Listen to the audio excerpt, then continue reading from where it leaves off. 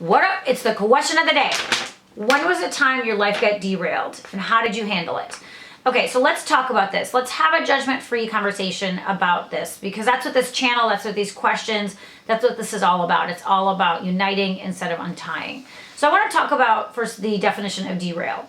Because I went to dictionary.com on my app, and it says to cause to fail or become deflected from a purpose, reduce or delay the chances for success or development of. Okay, so derailed means like, okay, I've got this plan and then I got delayed or I got derailed, and then now it's like it reduces or delays the chance for success. So as I was writing this question, I couldn't help but think about like what would happen if we just accept that being derailed is part of it.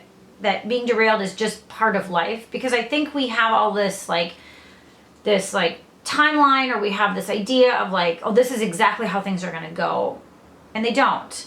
And so I want to hear from you. Comment below. I want to talk about this. Let's talk about a time when life got derailed and how did you bring it back, or how did you take that derailment and then take it elsewhere? How did you benefit from it? So comment below. I want to hear from you. So I kept thinking about this question because life has shifted for me drastically in like the last month or so. And it's not necessarily derailed like in a negative way. It's actually in a very positive way. Like the things that I'm doing in my life, I'm very excited about doing them. But like, it's not perfect, right? Like I still have all these doubts. I still have all these like, oh my God, what am I doing? Like I talked to a good friend of mine this morning about the imposter syndrome. And it's this feeling of like that you don't belong, or feeling that, you know, that someone's got to find you out, or feeling that your success is all based on timing and on luck, and that it has nothing to do with the hard work that we've put in. And it's extremely popular. I didn't even know about like that there was a name for it until like my husband told me the last couple of years.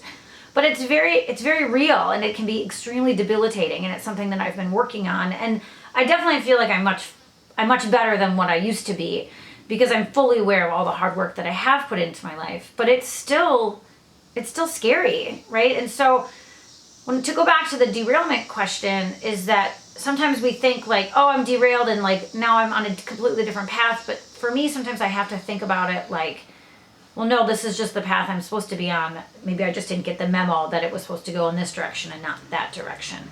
I don't know. It's my positive way of thinking about things. But I don't know. I mean, I guess when was a time that, you know, my life got derailed?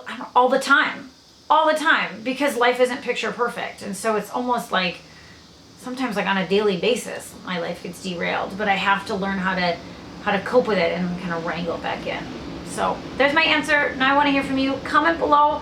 Let's talk about this. Let's have a judgment-free conversation, and let's support one another.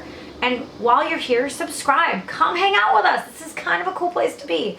And tell a friend, because the more people that are part of this conversation, the sooner we can change the world. Thanks.